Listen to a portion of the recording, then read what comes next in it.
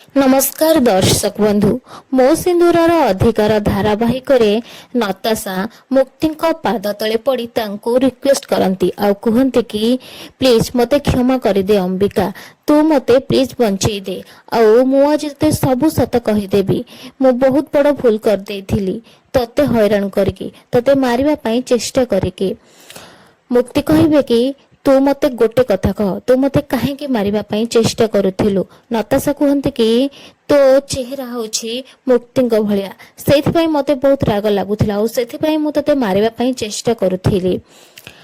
मुक्ति कहबे कि ताहले तू ही मुक्ति के मारिछु काहेकि।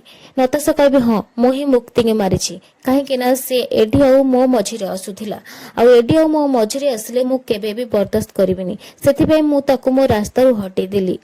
और सेतिकी बेले आदि आसिकी सबु सत कथा नताशा शुणी नियंती आ ए सबु सत कथा शुणला परे आदि नताशा सहित कौन करिवे आपण माने निश्चय कमेंट रे जणांतु।